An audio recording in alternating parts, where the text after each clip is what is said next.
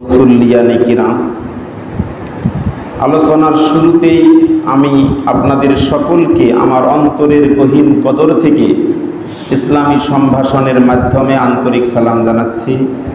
আসসালামু আলাইকুম ওয়া রাহমাতুল্লাহ। করে দিলেন সেই রব্বুল আলামিনের শানে সকলেই কালেমাত শুকর ও সুজুদ আদায় করছি, সকলে পড়ছি আলহামদুলিল্লাহ। আজকে দিনটা, এটা কোন মাসের কত তারিখ এবং এটা কত সাল? 1432 সাল, 1432 আষাঢ়। ইংরেজি নববর্ষের কথা বলি, এটা আসলে তো কোনো কথাই নেই। শুধু আমাদের দেশ না, গোটা পৃথিবীতে হই হুল্লোড় 31st নাইটের আয়োজন শুরু হয়ে যায়। কিন্তু দুঃখজনক হলেও সত্য, আমরা মুসলমান, এবং শুধু মুসলমান না, আমাদের দেশটা হলো গোটা বিশ্বের প্রথমের তালিকার দিকের একটা মুসলিম দেশ, দ্বিতীয় বা তৃতীয় বৃহত্তম কি মুসলিম দেশ। অবস্থানটা কোথায়? অথচ আমরা বলতেই পারি না। আজকে এই যে মসজিদে যারা আসছে, বাচ্চাদেরকে জিজ্ঞাসা করেন তো, যে নতুন একটা বছর যে আজকে আমাদের মাঝে শুরু হয়েছে, এ ব্যাপারে কোনো আমাদের অনুভূতি কাজ করছে কি? তার মানে এটা নিয়ে কোনো আমরা আনুষ্ঠানিকতা করব না ঠিকই, কিন্তু এই নতুন বছরেরও তো একটা শিক্ষা আছে, তো এই শিক্ষাটা বাচ্চারা জানবে কেমনে? এবং এই যে বছর দিন গণনা, এটা যে হিসাব করাটাও একটা ইবাদত। এটা তো আমরাই জানি না, বাচ্চাদেরকে জানাবো কিভাবে? শুধু ইবাদত না, ফরজে কিফায়া, ফরজে কিফায়া। এই দিনক্ষণ জানাটা, কোন মাসের কত তারিখ এটা জানাটাও একটা ইবাদত। মাসালাটা হলো এটা ফরজে কিফায়া। একটা মহল্লার যদি সবাই যদি এটা মনে না রাখে, তাহলে গোটা মহল্লাবাসী অপরাধী হবে। আর যদি কয়েকজন জানে, সকলের পক্ষ থেকে আদায় হবে, ওই জানাজা নামাজের মতো। তো সে বিষয়টা সেটা না, আসলে এটা খুবই জরুরি। আজকে এই যে সনগুলো যে আমরা বলি, নতুন একটা বছর আসছে, নতুন বছর আসলে আমাদের করণীয়টা কি? যদিও মুসলমানদের জন্য, ইমানদারদের জন্য প্রত্যেক দিনেই নতুন দিন, প্রত্যেক দিনে কি ইমানদারদের জন্য প্রত্যেক দিনেই নতুন দিন। এটা মোল্লার কথা না আল্লাহর কথা? আল্লাহর কথা। কোথায় পাবেন? সূরা আনআম, সূরা আনআম আয়াত নম্বর 60, ওইখানে আল্লাহ পাক বলতেছেন, রব্বুল আলামিন বলেন, ওয়া হুয়াল্লাযী ইয়াতাওয়াফফাকুম বিল-লাইলি ওয়া ইয়া'লামু মা যারাহতুম বিন-নাহার। আল্লাহ রব্বুল আলামিন বলেন, হুয়াল্লাযী, তিনি তো সেই সত্তা, ইয়াতাওয়াফফাকুম, তোমাদেরকে মৃত্যু ঘটান। ইয়াতাওয়াফফা, অফাত, অফাত, যেটা আমরা এই ভাষাটার সঙ্গে এভাবে পরিচিত, যে রাসূলের অফাত, অফাতের ভাষাটার সাথে আমরা পরিচিত। তাহলে ইয়াতাওয়াফফাকুম, ওই শব্দ থেকে, কুম মানে এটা তোমাদেরকে, এটা প্লুরাল, বহু বচন, এটা দমির। অহুয়াল্লাযী, তিনি সেই সত্তা যিনি, ইয়াতাওয়াফফাকুম, তোমাদেরকে মৃত্যু ঘটান, বিল লাইলে, প্রত্যেক রাতে। তাহলে আমরা যে প্রত্যেক রাতে যখন ঘুমাই, ঘুমানোটা তো ওটা কি অর্ধমৃত্যু না? মানুষ ঘুমালে সে কিছু বলতে পারে?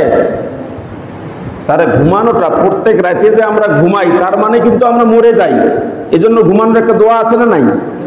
আল্লাহুম্মা বিসমিকা আমুতু, আমুতু, এটা হলো এটা আমি মরি, আমি মরি, আমুতু, আল্লাহ তোমার নামে মরে গেলাম, মরলাম, পাস্ট টেন্স। আমুতু, যেটাকে মরলাম। তারপরে ও আহিয়া, আবার কি তোমার নামে যেন কি হতে পারি? জীবিত হতে পারি। এই দোয়াটার অর্থ তো তাই। এজন্য আল্লাহ বলতেছেন, অহুয়াল্লাযী, তিনি সেই সত্তা, ইয়াতাওয়াফফাকুম বিল-লাইলি, যিনি প্রত্যেক রাতে তোমাদেরকে মৃত্যু ঘটান। ওয়া ইয়ালামু মা জারাহতুম বিন নাহার, এবং দিনের বেলা তোমরা যেটা করো সেটা আল্লাহ জানেন। ওয়া ইয়ালামু, তিনি জানেন, মা জারাহতুম, তোমরা যেটা করো সারা দিনে যেটা করো তিনি সেটা জানেন। তারপরে কি করেন? সুম্মা ইয়াবাসুকুম ফীহি, সুম্মা ইউবাসুকুম, এই যে রাতের বেলা আল্লাহ পাক বললেন তোমাদেরকে আল্লাহ মৃত্যু ঘটান, সুম্মা ইউবাসুকুম, আবার সকালবেলা সেই আল্লাহ তোমাদেরকে জীবিত করে দেন। সুবহানাল্লাহ। যদি না দিতেন কারো কিছু করার আছে? অনেকে ঘুমের ঘরে মরে থাকে না? থাকে। আমাদেরকে যে আল্লাহ জীবিত করে দেন, জীবিত হওয়ার পরেও দোয়া আছে না নাই? আছে। আলহামদুলিল্লাহিল্লাযী আহইয়ানা বা'দা মা আমাতানা, ওখানেও দেখেন একই কথা। আলহামদুলিল্লাহিল্লাযী, প্রশংসা সেই সত্তার, আহইয়ানা, যিনি আমাদেরকে জীবিত করলেন, বা'দা মা আমাতানা, মরে যাওয়ার পরে। তাহলে এই দোয়াগুলো এমনি এমনি আসে নাই, এগুলোর থেকে শিক্ষা আছে। এগুলোর অর্থ যদি আমরা বিশ্লেষণ করি তাহলে বুঝতে পারবো। তাহলে আল্লাহ বললেন কি, যে আল্লাহ প্রত্যেক রাতে তোমাদেরকে মৃত্যু ঘটান, সারাদিনে যা করো সেটা আল্লাহ জানেন। আল্লাহ আবার সকালবেলা তোমাদেরকে জীবিত করে দেন। কেন করেন? কারণটা আল্লাহ বলছেন, লিইউকদা আজালুম মুসাম্মা, কারণ তোমাদের হায়াতি জিন্দেগির একটা যে সীমা আছে, ওই সীমাটা পূর্ণ করার জন্য আল্লাহ তোমাদেরকে জীবিত করান। সুবহানাল্লাহ। মানে জীবিত হওয়ার কারণটা হলো, যেহেতু এখনো কি আছে, আল্লাহ যে নির্ধারিত একটা হায়াত দিয়েছেন ওই সময়টা এখনো আছে, এই জন্য আল্লাহ আমাদেরকে কি করান? জীবিত করান। তাহলে দেখা গেল যে মুমিনের প্রত্যেক দিনে, প্রত্যেকটা মানুষ প্রত্যেক দিনে নতুন করে একটা কি পায়? প্রত্যেক দিন সকালবেলা আমরা কি পাই? নতুন করে একটা জীবন পাই। তারপরেও আমাদের এই বৎসর শেষে আমরা নতুন একটা কি পাই? বৎসর পাই। এই যে বৎসরের যে হিসাবটা, এটা দুই ধরনের। একটা হলো চন্দ্রবর্ষ আর একটা হলো সৌরবর্ষ। এই চন্দ্রবর্ষ আর একটা হলো সৌরবর্ষ। তো আজকে যে হিজরি নববর্ষ, এটাকে অনেকে বলি আমরা যে আরবি বর্ষ। আরবি বর্ষ এবং ইংরেজি সাল বলতে কোনো সাল পৃথিবীতে নাই। কেন আরবি বর্ষ বললে তাহলে কি বোঝায়? অ্যারাবিয়ানদের বর্ষ। তাহলে এই যে হিজরি সনটা, এটা কি শুধু আরবদের না, এটা গোটা মুসলিম উম্মার। এটাকে বলতে হবে ইসলামী বর্ষ, ইসলামী বর্ষপুঞ্জি, ইসলামী বর্ষপুঞ্জি, নট অ্যারাবিক বর্ষপুঞ্জি। তো এটা কিভাবে আসলো, কোত্থেকে আসলো? যেহেতু আজকে নতুন বছর, এই ইতিহাসটা সংক্ষেপে বলবো। এর আগে আমি যেটা বলতে চাই, আরেকটা যে সন আছে আমাদের, যেটা বাংলা সন, মূলত সম্রাট আকবর এটা প্রচলন করেছেন। এই বাংলা সন যেটা, এটা মূলত এই হিজরি সনেরই আদলে তৈরি। এটা শুধুমাত্র ওসর আদায়ের জন্য, এটা এই ফসলি সন হিসাবে বাংলা সনটা তিনি প্রবর্তন করেছেন। ওটা বাংলা নববর্ষ আসলে ও বিষয়ে আলোচনা করব। তো যে কথাটা আমি বললাম, যে আমরা যে সনটার সঙ্গে পরিচিত, মুসলিম হওয়ার পরেও যে সনটার সাথে পরিচিত, যেটাকে আমরা ইংরেজি সন বলি, মূলত ইংরেজি সন বলতে পৃথিবীতে কোনো সন নেই। তাহলে এটা কোন সন? যেটার আজকে আমরা বলি 27 তারিখ, 2025 সালের 27 তারিখ। এই তারিখটা যদি আজকে লিখতে যাই, বাংলায় লেখার পরে আমরা দুইটা সংকেত ব্যবহার করি। একটা হলো ইং, অথবা দেই খ্রিস্টাব্দ। এই দুইটা শব্দ ব্যবহার করি। আমি এসে আজকে পরিচিত হলাম, উপরে ওঠার পরে দেখলাম আমাদের অনেক স্যার এসছেন। আজকে এই স্যারদের সঙ্গে পরিচয় হলাম। এনারা দিনের দাওয়াত নিয়ে এসছেন। এখানে কলেজের এখানে সহকারী অধ্যাপক আছেন, অনেক বড় বড় মানে স্যারেরা এখানে আছেন। তো স্যারেরা বলতে পারবেন, যখন এই ইংরেজি তারিখটা যদি ইংরেজিতে যখন লিখতে যাই, তখন এই তারিখের শেষে লেখা হয় এডি। তখন তো আর ইং লেখার সুযোগ নেই, খ্রিস্টাব্দে লেখারও সুযোগ নাই। ইংরেজিতে এই তারিখে লেখার পরে, সনটা লেখার পরে লেখা থাকে এডি। তাহলে এই ইংরেজি সনটা যেটা বলি আদৌ এটা ইংরেজি সন নয়। তাহলে এটা কোন সন? এটা হলো, এটা যীশু খ্রিস্টের জন্মের 1600 বৎসর পর, যীশু খ্রিস্টের জন্ম। যীশু খ্রিস্ট কে বলেন তো দেখি? ঈসা আলাইহিস সালাতু ওয়াস সালাম। আমরা তাকে মানি কি মানি না? না মানলে ঈমান থাকবে? আমরা মানি তাকে একজন নবী হিসাবে, আল্লাহ রাসূল হিসাবে, আর ওরা মানে তাকেই স্রষ্টা। ব্যবধানটা হলো এটাই, পার্থক্যটা। খ্রিস্টানদের তারা প্রভু মানে, উপাস্য মানে। খুব গভীর মনোযোগ দিয়ে শুনবেন বিষয়টা। তাহলে এই যীশু খ্রিস্টের জন্মের 1600 বৎসর পরে 1582 খ্রিস্টাব্দে অষ্টম পোপ গ্রেগরি, তিনি তৎকালীন রোমানদের একটা ক্যালেন্ডার ছিল, জুলিয়ান ক্যালেন্ডার। এই রোমান জুলিয়ান ক্যালেন্ডারকে তিনি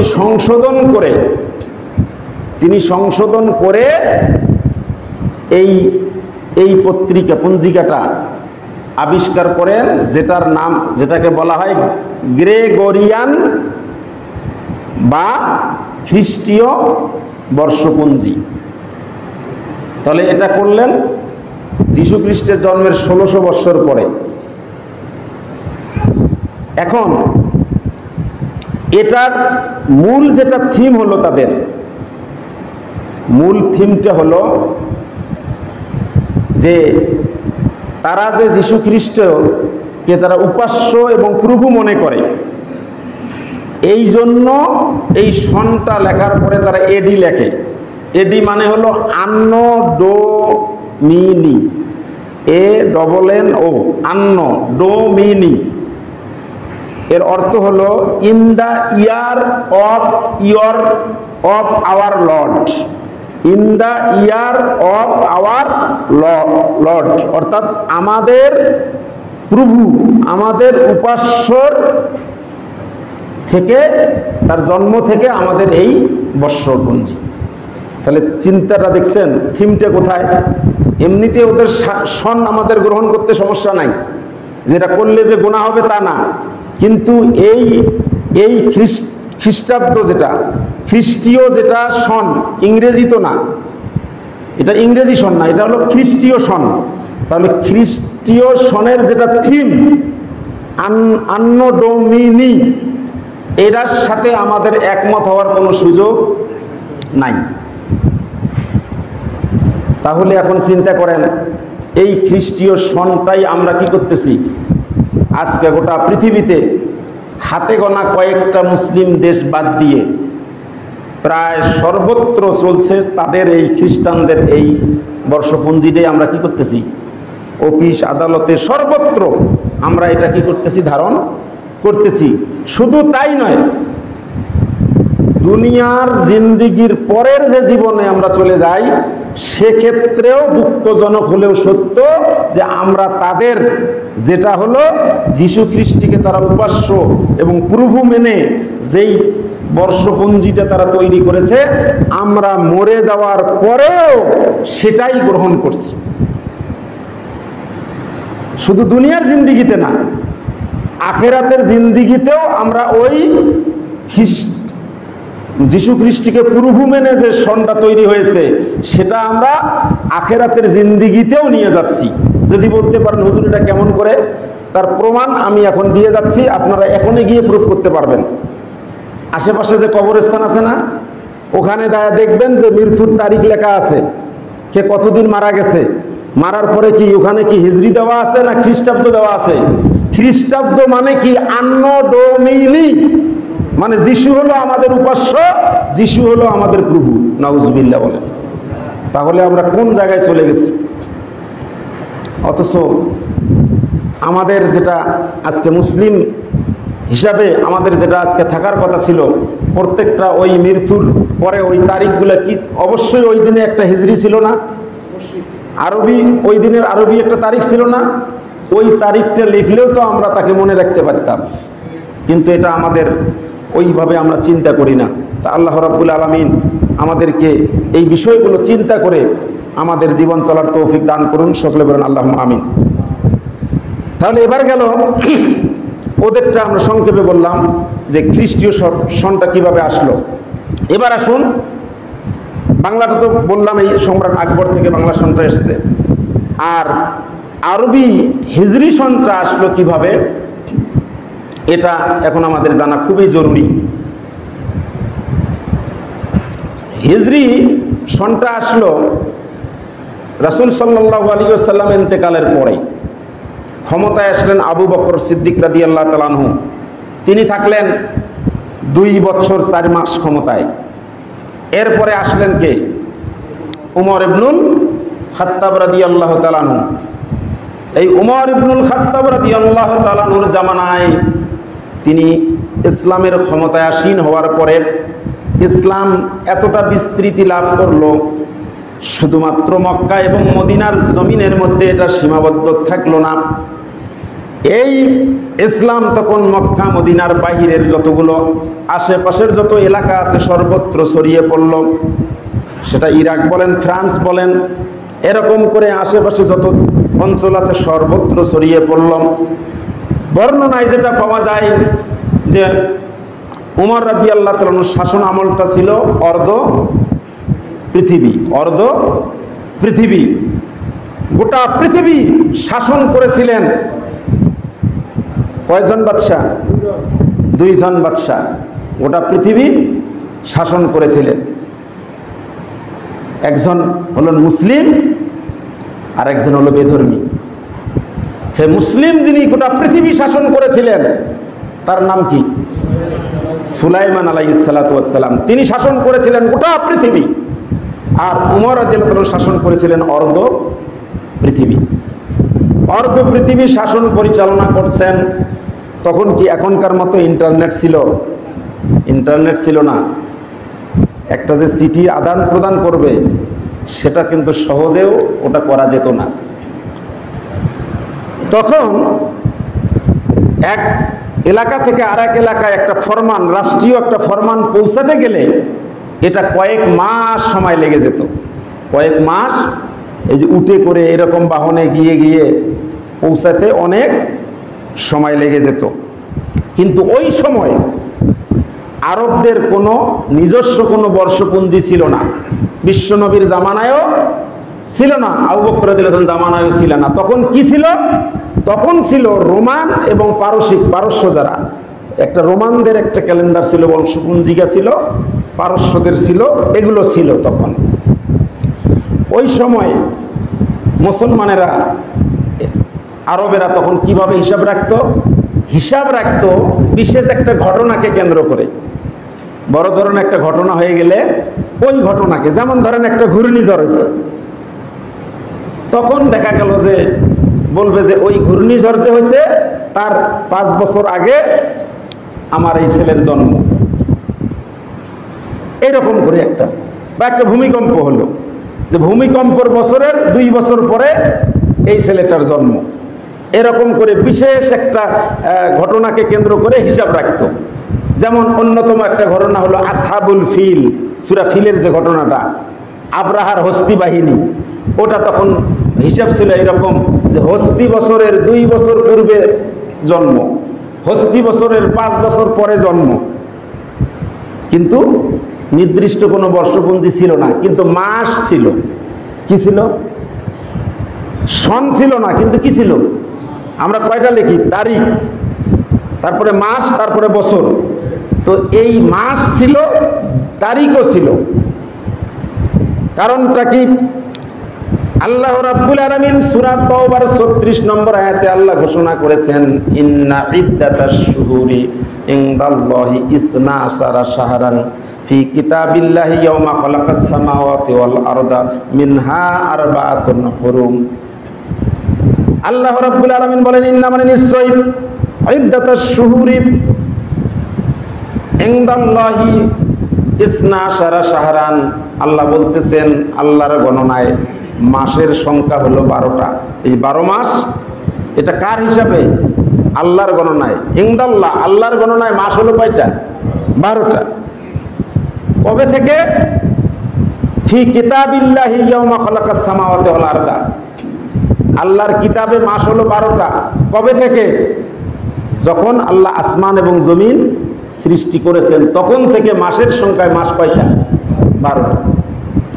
মিনহা আরবাতুন হুরুম, এই 12টা মাসের মধ্যে 4টা মাস হলো অতি সম্মানিত মাস। 4টা মাস আমি যে বললাম, এই যে চন্দ্রবৎসরের হিসাব রাখা, এটা ফরজে কি বলছি কিফায়া। কারণটা হলো এই চন্দ্রবর্ষ অনুযায়ী আমাদের মুসলমানদের যত ইবাদত বলেন, আপনি রোজা বলেন, আপনি আশুরা বলেন, আপনি হজ বলেন, আপনি আইয়ামে বীজের রোজা বলেন, সবগুলো সম্পৃক্ত কার সাথে? চন্দ্রবর্ষের সাথে না সূর্যবর্ষের সাথে?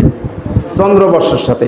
এই যে আরবি যে সনটা, এটা নির্ণয় হয়েছে চন্দ্রবর্ষকে কেন্দ্র করে, আর বাংলা সন এগুলো হয়েছে সৌরবর্ষ, সূর্যকে কেন্দ্র করে সৌরবর্ষ। এখানে একটা সূক্ষ্ম কথা আছে, সেটা হলো আল্লাহ পাক কেন এই যে এই ইসলামী এই বর্ষটাকে, ইবাদতগুলো সবগুলো এই চন্দ্রবর্ষ অনুযায়ী কেন নির্ধারণ করলেন? এর কারণটা কি?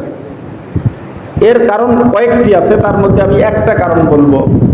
সেটা হলো, আপনারা জানেন এই চন্দ্রবর্ষ যেটা, অর্থাৎ যেটাকে আমরা ইসলামী হিজরি বর্ষ বলি যেটা, তো এই বর্ষটা এক এক সময় প্রতি বছরের মধ্যে কিন্তু কম বেশি হয়। আপনারা যারা এখানে আছেন দেখবেন এই কম বেশিটা হওয়ার কারণে আল্লাহ এখানে দেখেন কত একটা সূক্ষ্ম একটা পরিকল্পনা করেছেন। আপনি এটা যদি সূর্যবর্ষ হতো, তাহলে একটা ইবাদত প্রতি মৌসুমে একই মাসে একই সময় হতো। কিন্তু চন্দ্রবর্ষ হওয়ার কারণে আপনারা দেখেন এখানে যারা মুরব্বী আছেন, কনকনে শীতের মধ্যে রোজা রাখছেন, আছে না এরকম লোক? প্রচন্ড গরমে চৈত্র মাসে বা এইরকম এই জুন মাসে, এরকম গরমে আষাঢ় মাসে এরকম রোজা রাখার লোক আছেন না? আছে। তার মানে কি, এটা এরকম চন্দ্রবর্ষ হওয়ার কারণে কখনো শীতের সময়, কখনো গরমের সময়, এক এক সময় এক একভাবে বছর ঘুরে ঘুরে ঘুরে ঘুরে গোটা বিশ্বে প্রত্যেকটা সময়ে প্রত্যেকটা মুহূর্তে আল্লাহ যেন আল্লাহর বান্দারা যেন তার ইবাদত করতে পারে, গোলামি করতে পারে, প্রত্যেকটা মুহূর্ত যেন আল্লাহর সাক্ষী হতে পারে বান্দার পক্ষে। এই জন্য আল্লাহ পাক এই ব্যবস্থা করে দিয়েছেন বলুন। না হলে ইসলাম হলো একটা ফিতরার ধর্ম, এটা প্রকৃতির ধর্ম। যদি এই যে জুন মাস, এখন জুন মাস অনেক লম্বা দিন, যদি এই জুন মাসে রোজা পড়তো আর প্রতি বছর বছর যদি জুন মাসেই রোজা হতো, তাহলে এরা বান্দার জন্য কষ্টকর হতো। এই জন্য কি, এই চন্দ্রবর্ষ হওয়ার কারণে এটা এই যে 10 দিন করে করে যে এরকম করে কম বেশি হতে হতে হতে হতে দেখা যাচ্ছে যে প্রত্যেকটা মাসে প্রত্যেকটা ক্ষণে ক্ষণেই আল্লাহর ইবাদত গোটা পৃথিবীতে এভাবে সব সময় হচ্ছে। এটা হলো একটা হলো হিকমা এই চন্দ্রবৎসরের। এখন ওই সময় এইভাবে আরবেরা তাদের সময়টাকে মনে রাখতো। ওমর রাদিয়াল্লাহু তাআলা আমলে সাম্রাজ্য যখন বিস্তৃতি লাভ করল, ওই সময় ইরাকের বসরার গভর্নর ছিলেন আবু মুসা আশআরী রাদিয়াল্লাহু তাআলা আনহু।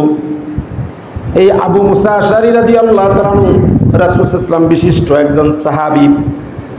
ওই সময় তার কাছে যখন বিভিন্ন সময় রাষ্ট্রীয় ফরমান চলে আসে, তিনি একদিন ওমর রাদিয়াল্লাহু তাআলা আনহুর কাছে চিঠি লিখলেন, আমিরুল মুমিনিন, আপনার পক্ষ থেকে রাষ্ট্রীয় ফরমান আপনি পাঠান, কিন্তু দীর্ঘদিন সময় লাগে ওই ফরমানগুলো আমাদের কাছে পৌঁছতে। কিন্তু ওই ফরমানগুলোতে মাসের নাম থাকে ঠিকই, কিন্তু কোনো সন থাকে না। তাহলে একটা ফরমান পাঠাইছে, পৌঁছিতে লাগছে 4 মাস, পৌঁছিতে লাগছে 6 মাস, ওখানে একটা মাসের আছে। এরকম করে দেখা গেল যে আরেকটা আসছে, এরকম মাস আছে। যখন দেখা যাচ্ছে যে কয়েকটা এরকম জমা হতে হতে কয়েক বছরের খালি মাস লেখা থাকলে ওটা কোনটা কোন মাসের কোন বছরের বলা যাবে? এই যে আমাদের বিভিন্ন অফিসিয়ালি যে ফাইলগুলো আছে, আমরা যখন একটা জমির কাগজ বের করতে যান বা যে কোনো ফাইল একটা আপনি খুঁজতে যান, আমরা প্রথমে কি ধরে খুঁজতে হয়? সাল ধরে, কারণ মাস ধরে খুঁজে বের করা যাবে না। আবু মুসা আশআরী রাদিয়াল্লাহু তাআলা এর এই মর্মে একটা চিঠি লিখলেন ওমর রাদিয়াল্লাহু তাআলার কাছে, যে আপনার যে রাষ্ট্রীয় ফরমানগুলো আসে অনেক সময় আমরা বুঝতে পারি না যে এটা কতদিনের ফরমান, কতদিনে এটা কার্যকারিতা থাকবে। তো এই জন্য যদি আমাদের একটা বর্ষপঞ্জি থাকতো, এরকম যদি একটা আপনি ব্যবস্থা নিতেন তাহলে খুবই ভালো হতো। এই চিঠি পাওয়ার পরে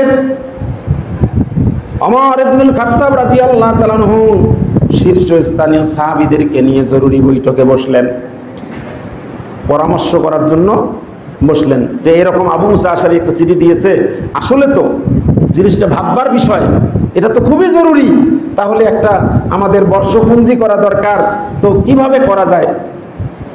এরকম কি করলেন, পরামর্শ করার জন্য বসলেন। আচ্ছা, পরামর্শের দরকার আছে না নাই? পরামর্শের দরকার আছে। অনেক সময় অনেকে মনে করে যে আপনি বাড়ির কর্তা, আপনি যা খুশি তাই করবেন, এটা কিন্তু করা ইসলামের বিধান নয়। আপনি যতই বাড়ির কর্তা হন, আপনার ছেলেকে, বড় ছেলেকে, যারা প্রাপ্তবয়স্ক তাদের সাথে একটু পরামর্শ করেন, আপনার স্ত্রীর সাথে একটু পরামর্শ করেন। স্ত্রী মতামত যেটা দিল আপনি না নেন সেটা, কিন্তু একটু মতামতটা একটু চান, স্ত্রী খুশি হয়ে যাবে। যখন একটু মতামত চাবেন তিনি খুশি হয়ে যাবে, তখন ভাববে I am also something in this family, যে আমি এই পরিবারে আমিও কিছু একটা। আর অনেকে আছে যে স্ত্রী কিছুই বলে না, সিদ্ধান্ত একাই নেয়। এতে হবে কি, এতে সমস্যা হবে একা একা সিদ্ধান্ত নিলে। কোনো সময় যদি আপনি বাস খান কোনো একটা কাজে গিয়ে, ওই আপনার স্ত্রীও ফোঁটা দিবে, আপনার ছেলেও ফোঁটা দিবে, সবাই ফোঁটা দিবে, ওই একা একাই করছেন না। আর যদি পরামর্শ করেন, ওই যে বলে 10 মিলে করি কাজ, হারি জিতি নাহি লাজ। এই জন্য তো আল্লাহ বলছেন ও আমরুহুম শুরা বাইনাহুম, যে তোমরা কি করো, পরামর্শ করে কাজ করো, পরামর্শ করে কাজ করো, পরামর্শ করে কাজ করো। এজন্য পরামর্শ দরকার আছে। তিনি পরামর্শ করলেন কি করা যায়। কয়েকটা প্রস্তাব আসলো। একদল বলল যে ওই যে পারস্য এবং রোমানদের তো বর্ষপঞ্জি আছে, যে আমিরুল মুমিনিন, আমরা ওইটাই অনুসরণ করি, আর তো নতুন করে করার দরকার নাই। তো অনেকে আবার বললো যে না না, আমরা কেন ওদেরটা বিধর্মীদেরটা নিব, আমাদের নিজস্ব একটা স্বকীয়তা, নিজস্ব একটা ক্যালেন্ডার বর্ষপঞ্জি থাকা দরকার। এটা তারা মানলেন না। তখন প্রস্তাব আসলো কয়েকটা। তার মধ্যে একটা হলো, একদল বললো যে রাসূল সাল্লাল্লাহু আলাইহি ওয়াসাল্লামের মিলাদ অর্থাৎ জন্ম থেকে একটা সনগণনা করা হোক। তখন অনেকে বললো যে না, এটা তো ওই যে খ্রিস্ট ধর্মের মতো হয়ে যায়, ওরা যীশু খ্রিস্টের জন্ম থেকে ধরছে। আবার প্রস্তাব আসলো যে রাসূল সাল্লাল্লাহু আলাইহি ওয়াসাল্লামের নবুয়ত থেকে ধরা হোক। আবার আরেকটা প্রস্তাব আসলো যে রাসূল সাল্লাল্লাহু আলাইহি ওয়াসাল্লামের হিজরত থেকে ধরা হোক। আর একটা প্রস্তাব আসলো যে রাসূল সাল্লাল্লাহু আলাইহি ওয়াসাল্লামের ওফাত থেকে ধরা হোক, মানে মৃত্যু থেকে। এইভাবে যখন পরামর্শ আসলো, ওই বৈঠকে হযরত আলী রাদিয়াল্লাহু তাআলা আনহু ছিলেন। আলী রাদিয়াল্লাহু তাআলা আনহু তখন মতামত দিলেন যে হিজরত থেকেই সনটা গণনা করা ভালো হয়। ওমর রাদিয়াল্লাহু তাআলা আনহু এটা গ্রহণ করলেন। কারণটা হলো রাসূল সাল্লাল্লাহু আলাইহি ওয়াসাল্লামের জীবনের গুরুত্বপূর্ণ সন গণনার মতো গুরুত্বপূর্ণ অনেক পয়েন্ট ছিল, সবগুলাই কিন্তু গুরুত্বপূর্ণ। তার নবুয়ত, তার জন্ম, তারপরে এই যে আরাফাত দিবস, আরাফাতে যে তাকে যে রক্তাক্ত করছেন, মার খেয়েছে, সেটা ধরা যায়। এরপরে মানে ইতিহাসের যে ঐতিহাসিক যেটা বিজয় না হলে ইসলাম হয়তো বা এত দূর আসতো না, যে বদরের যুদ্ধ, ওটার থেকেও কি গণনা করা যেত, উহুদের যুদ্ধ, এরকম অনেক ঘটনা ছিল যে হিজরি সন গণনার মতো। এতগুলো বাদ দিয়ে তিনি পছন্দ করলেন কোনটা, হিজরত। এই হিজরতটা বুঝতে হবে, এই হিজরত বুঝতে হবে। পছন্দ করলেন হিজরত, কারণ এটা হলো ফারিকু বাইনাল হক ওয়াল বাতিল। এই হিজরত থেকেই হক এবং বাতিল কি হয়েছে, আলাদা হয়েছে। হিজরত করাটা অত সহজ না। বাড়ি ঘর সন্তান পরিবার পরিজন ছেড়ে দিনের জন্য বের হওয়া, এটা অত সহজ না যতটা সহজ আপনারা মনে করেন। এই যে এখানে আজকে দেখতেছি অনেক প্রফেসররা আসছেন, ওনারা যে পরিবেশে এখানে থাকেন, ফ্লোরের মধ্যে শুয়ে থাকেন, ওনাদের কি এসছি ভালো পরিবেশের বাসায় নেই, কত আরামের জায়গা থুয়ে কি আছেন। আর ওই সময় হিজরত হিজরত করার পরে তারা এই যে মক্কার জমিন থেকে জমি জমা বাড়ি গাড়ি সব ধুয়ে দিনের জন্য যখন চলে গেছেন, রাসূল সাল্লাল্লাহু আলাইহি ওয়াসাল্লাম এই মদিনায় হিজরত করার আগেই কিছু সাহাবীদেরকে এত নির্যাতন, তিনিও আর সেভ করতে পারতেছেন না, বাধ্য হয়ে তিনি কয়েকজন সাহাবীদেরকে আবিসিনিয়ায় হিজরত করার জন্য অনুমতি দিয়েছেন। বলছেন তোমরা যাও, ইমানটা বাঁচাইও নিজেকে। সাহাবীদের কষ্ট সহ্য করতে না পারে তিনি হিজরত করার অনুমতি দিয়েছেন। আবিসিনিয়ায় করতে গেছেন তারা। এরপরে রাসূল সাল্লাল্লাহু আলাইহি ওয়াসাল্লাম মদিনায় যাওয়ার আগেই অনেকেই রাসূল সাল্লাল্লাহু আলাইহি ওয়াসাল্লাম যাওয়ার আগেই অনেকে হিজরত করছেন। রাসূল সাল্লাল্লাহু আলাইহি ওয়াসাল্লাম ওদের চাহিদার কারণে কোনো সাহাবীদেরকে ওদেরকে কোরআন শিক্ষার জন্য ওখানে পাঠাইছে। তার মধ্যে একজন ছিলেন মুসআব ইবনে আমের। এরকম রাসূল সাল্লাল্লাহু আলাইহি ওয়াসাল্লাম হিজরত করার আগেই মক্কাবাসীরা তাকে অত্যাচার করে। এই সময় মদিনার থেকে কয়েকজন এসে রাসূল সাল্লাল্লাহু আলাইহি ওয়াসাল্লামের কাছে বায়াত গ্রহণ করছেন। করার পরে ওনারা রাসূল সাল্লাল্লাহু আলাইহি ওয়াসাল্লামকে আমন্ত্রণ করেন, আপনি আসেন, আমরা আপনাকে সেভ করব, এরকম করব, এরকম করে বলেন। ওই সময় রাসূল সাল্লাল্লাহু আলাইহি ওয়াসাল্লামের চাচা আব্বাস তিনি তখনও মুসলমান হননি, কিন্তু ভাতিজার প্রতি তার তো একটা ভালোবাসা, এই ভালোবাসার থেকে ওই মদিনার ওই যে কয়েকজন সাহাবীর গ্রুপ এসেছিলেন রাসূল সাল্লাল্লাহু আলাইহি ওয়াসাল্লামকে, তারা বলতেছেন আপনি আসেন, আমাদের মদিনায় আসেন, আপনার কোনো সমস্যা হবে না। তো রাসূলের চাচা আব্বাস রাদিয়াল্লাহু তাআলা আনহু তিনি ওদেরকে বললেন, ওই দলকে, সত্যিকারে কি তোমরা আমার ভাতিজা মুহাম্মদকে সেভ করতে পারবা না? আবার ওখানে গিয়ে আমার ভাতিজা আরো কোনো বিপদে পড়েছে, যদিও বেদর্মী তারপরেও তার এই চিন্তা, ভাতিজার প্রতি তার ভালোবাসার কারণে বলতেছি, এখানে অত্যাচারের কারণে আবার মদিনা যাবে, সেখানে না জানি কোনো ষড়যন্ত্রে আবার পড়ে। ওরা তখন কথা দিল না, আমরা সত্যিকারে আমি রাসূল সাল্লাল্লাহু আলাইহি ওয়াসাল্লামকে আমরা হেফাজত করবো, আমরা সেভ করব। তারপরে তিনি হিজরত করলেন। যখন আপনার কাহিনী তো জানেন, আমি ঘটনা বলতে চাই না, মক্কার সীমানা শেষ করে যখন মদিনায় পা দিবেন, মক্কার দিকে তাকিয়ে বলতেছেন, মক্কা আহাব্বুল বিলাদি লাউলা আখরাজতু লামা খরাজতু, যে মক্কা আমি তোমাকে খুব ভালোবাসি, যদি ওরা আমাকে বের করে না দিত আমি কখনো মক্কা ছেড়ে যেতাম না। হুব্বুল ওয়াতানে মিনাল ঈমান, স্বদেশ প্রেম একটা ঈমানের অঙ্গ। এই জন্য দেখেন এতগুলো পয়েন্ট, এতগুলো গুরুত্বপূর্ণ হিজরি সন গণনা করার মতো জায়গা থাকার পরেও হিজরিটাকে কেন তিনি পছন্দ করলেন? কারণ এটা কিন্তু হিজরত করাটা অত সহজ জিনিস না। এত মায়ার বাড়ি, এত স্বাদের বাড়ি, এগুলো ছেড়ে ফেলে রেখে আপনি চলে যাবেন, এই কাজটা অত সহজ কাজ না। এই জন্য হিজরত থেকে নিয়েছেন। এই হিজরতের শিক্ষাটা যদি আমরা বাস্তবায়ন করি, কতটা রিস্ক ছিল। গুটি কয়েক মুসলমান তখন মদিনার বাকিগুলো তো সবাই মুসলমান ছিল না। ওই কয়েকজন মানুষ কত রিস্ক নিয়ে বিশ্ব নবীকে তারা আমন্ত্রণ করেছেন রিসিভ করার জন্য, কতটা রিস্ক। আর বাকিগুলো তো সবাই বেধর্মী তখন ছিল, কিন্তু আল্লাহর অশেষ মেহেরবানিতে যারা বেধর্মী ছিল তারাও এটাকে ওয়েলকাম জানিয়েছে, তারাও বিরোধিতা ওই সময় করেন নাই। এই হিজরত থেকেই কিন্তু ইসলামের মূল বিজয়টা শুরু হয়ে গেল। এই জন্য হিজরত থেকে এই সনটা নেওয়া হয়েছে, কারণ সত্য এবং মিথ্যার, এটা বাতিল, হক এবং বাতিলের পার্থক্য হলো এই হিজরত। কিন্তু আমরা আজকের এই যে নতুন বছর, আজকে আমাদের এই ইসলামী বর্ষপঞ্জির এটা হলো 1400 কত হলো, এটা কত সাল না, ওই যে হিজরিটা 47 সাল, 46-47 শুরু হয়েছে। এই যে হিজরত থেকে যদি আমরা শিক্ষাটা নিতে পারি, এই হিজরতের শিক্ষাটাই যদি আজকে আমল করতে পারি, তাহলে দেখা যাবে যে আমরা মুসলমানেরা আমাদের হারানো ঐতিহ্যটা আমরা ফিরে পেতে পারি। কিন্তু তা নাই। আজকে আমাদের কি, আজকে এই আয়াতটি, এই মাসের আয়াতের শেষে আমি এটা বলে শেষ করছি। আল্লাহ দেখেন ওখানে আয়াত শেষ করেন নাই যে আল্লাহর গণনায় মাস 12টা, এরপরে আল্লাহ বলছেন যে এর মধ্যে 4টা মাস হলো পবিত্র, তার মধ্যে অন্যতম একটা হলো এই মুহররম মাস।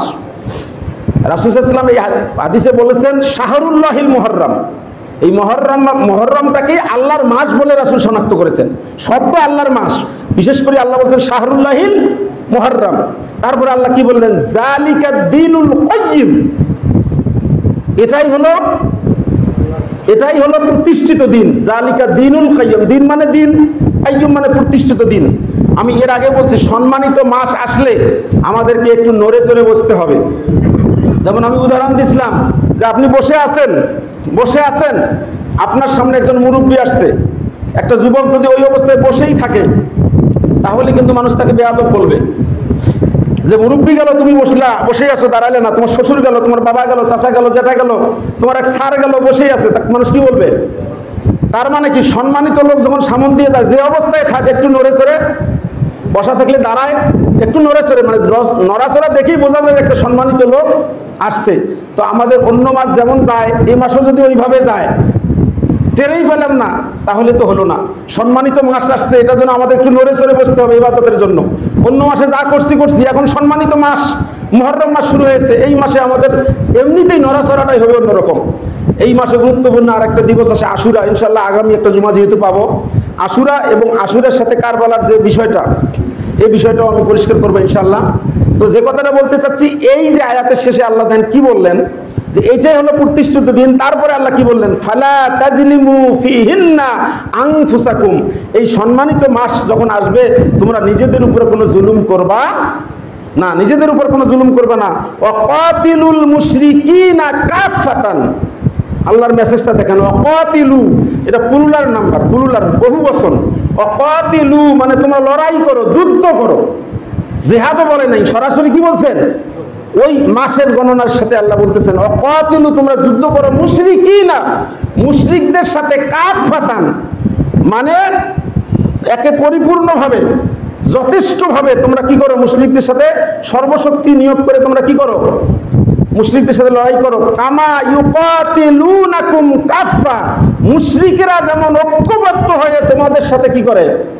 লড়াই করতেছে, তোমরা মুসলমানেরা ঐক্যবদ্ধ হয়ে মুসলমানদের সাথে কি করো? মুশরিকদের সাথে কি করো? আজকে মুশরিকেরা কিন্তু কুফর মানে কি, কুল্লু মানে কি, একটা কথা আছে যে সমস্ত মিল্লাতুন ওয়াহিদা, মানে ওরা হলো এক। আল কুফরু মিল্লাতুন ওয়াহিদা, আল কুফরু মিল্লাতুন ওয়াহিদা মানে কুফর গোষ্ঠী যারা, তারা কিন্তু এক, কিন্তু আমরা মুমিনেরা এক হতে পারি না। আজকে দেখেন আমেরিকা, ইসরায়েল, মানে এইরকম করে যারা কুফফার যারা আছে, তাদের যে ঐক্য, তারা কিভাবে সহযোগিতা করে ঐক্যভাবে তারা কি করতেছে? মুসলমানদের বিরুদ্ধে কি করতেছে? যুদ্ধ করতেছে। আর আল্লাহ বললেন মুশরিকরা যেমন ঐক্যবদ্ধ হয়ে তোমাদের বিরুদ্ধে যুদ্ধ করে, তোমরা ঐক্যবদ্ধ হয়ে তাদের বিরুদ্ধে কি করো? যুদ্ধ করো। কিন্তু আমরা কি করতেছি? আমরা ফতোয়া দিচ্ছি যে শিয়ারা মুসলিম না, ইরানের শিয়ারা ওরা কিরা? মুসলমান না। আমরা খালি ফতোয়াবাজি যে শিয়া ইরানের ওরা মুসলিম না, ওদের পাশে সহযোগিতা করবো কি, দাঁড়াবো কি, যে ওরা মুসলিম না। তারপরে কি, যে তাবলিগ জামাত, ওরা তাবলিগি দিনের দাওয়াত দিচ্ছে, ওরা কি, ওরা মসজিদে পিকনিক করে খায় বেড়ায়, মসজিদে পিকনিক করে খায়। আছে এরকম নাউজুবিল্লাহ বলার মতো আছে না? কেউ আছে। তারপরে কি, জামাতি ইসলাম, এদের আকীদা ঠিক নেই। তাহলে এই রকম করে করে একটাও ঠিক না, মানে খালি ফতোয়াবাজি করে করে আমরা আছি, আর কুফফার যারা আছে ওরা ঐক্যবদ্ধ হয়ে আমাদেরকে কি করতেছে? ধ্বংস করে দিচ্ছে। আমি স্পষ্ট বলছি, আমি বিভিন্ন জায়গায় বলি যে প্রত্যেকটা কারণ শুধুমাত্র আল্লাহ রাসূল এবং সাহাবা আজমাইন যারা আছেন তাদের বাদ দিয়ে যত বড় আলেম হই না কেন, যত বড় আমরা দল করি না কেন, যে ত্রুটি মুক্ত কেউ বলতে পারবো না যে এই দলটা একেবারেই কোনো ভুল নাই, এই দলের মধ্যে সব ঠিক, এটা বলা ঠিক হবে না। কারণ তাহলে তো এটা ফেরেশতার দল হয়ে যাবে। তাহলে মানুষের দল, ভুল ভ্রান্তি টুকিটাকি মানে কিছু সমস্যা এটা থাকতেই পারে অভ্যন্তরীণ, কিন্তু আমরা সবাই কি এক, সবাই আমরা এক, দিনের পথে আমরা সবাই এক। কারণ যেটা আমাদের দায়িত্ব আল্লাহ পাক দিয়েছেন, আমি বলছিলাম যে কুনতুম খায়রা উম্মাতিন উখরিজাত লিন-নাস তা'মুরুনা বিল মা'রুফ ওয়া তানহাউনা আনিল মুনকার। You are the best of people, evolve for mankind, enjoying what is right, forbidding what is wrong, and believing in God. আমাদেরকে উত্তম জাতির সনদ আল্লাহ এমনি দেন নাই, দায়িত্ব দিয়ে দিয়েছেন। আর দায়িত্বটা হলো মানুষকে সৎ কাজে আদেশ দেয়া আর অসৎ কাজ থেকে কি করা?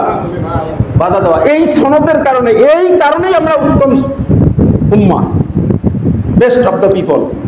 কিন্তু এই দায়িত্বটা আজকে আমাদের পালন করতে আমরা অনীহা। আমরা চেষ্টা করব আমরা সব সময় দিনের পথে দাওয়াত দেওয়ার জন্য। উদউ ইলা সাবিলি রাব্বিকা বিল হিকমা ওয়াল তাকুম মিনকুম উম্মাতুন ইয়াদউনা ইলাল খায়র ইয়া'মুরুনা বিল মারুফ ওয়া ইয়ানহাউনা আনিল মুনকার। আল্লাহ বলেন তোমাদের মধ্যে অবশ্যই একটা দল এরকম থাকতে হবে যে মানুষদেরকে দিনের পথে ডাকবে, তারা মানুষকে সৎ কাজে আদেশ করবে, অসৎ কাজ থেকে বাধা প্রদান করবে। এটাই দায়িত্ব। এই কারণে আমরা বেশ উম্মাহ। আল্লাহ রাব্বুল আলামিন আমাদের এই দায়িত্ব বুঝে আমাদের দিনের পথে থাকার জন্য, দিনের পথে কাজ করার জন্য, মানুষদেরকে দিনের পথে আহ্বান করার জন্য, নিজে দিনের পথে টিকে থাকার জন্য এবং সমস্ত মানুষগুলো আজকে আমরা নতুন বছরে আমরা সিদ্ধান্ত নিব আমরা সব প্রকার ভেদাভেদ ভুলে গিয়ে আমরা যে মুসলিম উম্মাহ, আমরা যে মুসলমান, আমাদের পরিচয় একটাই, মিল্লাতা আবিকুম ইব্রাহিম হুয়া সাম্মাকুমুল মুসলিমুন। আমরা ইব্রাহিমের মিল্লাতের আমরা মুসলমান, এটাই হলো আমাদের পরিচয়। আমাদের তাবলিগ পরিচয় নয়, আমাদের জামাত পরিচয় নয়, সরমানা হিফাজত পরিচয় নয়, আমাদের বড় পরিচয় হলো আমরা মুসলমান। এই নতুন বছরে নতুনভাবে সিদ্ধান্ত নিয়ে আমরা মুসলমান ঐক্যবদ্ধ হয়ে আজকে আমরা যেন নিজেরাই ঐক্যবদ্ধ হয়ে আমরা যেন সেই মুশরিকদের বিরুদ্ধে আমরা বিজয় লাভ করতে পারি, ইসলামকে প্রতিষ্ঠিত করতে পারি। আল্লাহ রাব্বুল আলামিনের কাছে এই তৌফিক কামনা করে আলোচনা শেষ করছি। ওয়া আখিরু দাওয়ানা আলহামদুলিল্লাহি রাব্বিল আলামিন। আসসালামু আলাইকুম ওয়া রাহমাতুল্লাহি ওয়া বারাকাতুহু। সেই সাথে আরেকটি গুরুত্বপূর্ণ একটা মেসেজ, আপনারা জানেন আগামী 4 জুলাই অর্থাৎ আগামী জুমা, বাদ জুমা, স্থান হলো কোথায়? রংপুর জেলা স্কুল মাঠ। ওখানে বিশাল জনসভা। ডক্টর শফিকুর রহমান সম্মানিত আমিরে জামাত উনি আসবেন এবং আপনাদের এলাকার এই গর্বইটি মাজহারুল ইসলাম ভাই, তিনি দীর্ঘদিন কারারুদ্ধ থেকে 14টা বছর কারাগারে বন্দী থেকে যিনি মুক্তি হয়েছেন, আল্লাহ তাকে মুক্ত করেছেন, উনি থাকবেন। আর কেন্দ্রীয় নেতৃবৃন্দ থাকবেন। আপনারা অবশ্যই সে সমাবেশে আপনারা যাবেন। আমাদেরকে এটা মনে রাখতে হবে, জামাত তাবলিগ জামাত এখানে আসছে, আপনারা বসবেন। ওনারা কি কোরআন হাদিসের বাইরে বলবে? কোরআন থেকে কথা বলবে, আপনারা শুনবেন। জামাত ইসলামের আমির আসবেন, আপনারা মুসলমান, আপনারা যাবেন। সরমানাইয়ের পীর সাহেব আসবেন, আপনারা যাবেন। হেফাজতের মহাসচিব আসবে, আপনারা সবাই যাবেন। আমরা ঐক্যবদ্ধ হয়ে সবাই যাব। আমাদের মধ্যে অভ্যন্তরীণ আমাদের মতাদর্শের মধ্যে একটু পার্থক্য থাকতে পারে, কিন্তু আমাদের বৃহত্তম স্বার্থে আমরা ইব্রাহিমের মিল্লাতের মুসলমান, এই হিসেবে আমরা সবাই যাব। তো ইনশাআল্লাহ আগামী জুমাবারে আমরা সবাই সেই সমাবেশে আমরা থাকবো। আল্লাহ রাব্বুল আলামিনের কাছে তৌফিক কামনা করছি। ওয়া আখিরু দাওয়ানা আলহামদুলিল্লাহি রাব্বিল আলামিন। আসসালামু আলাইকুম ওয়া রাহমাতুল্লাহি তাআলা ওয়া বারাকাতুহু।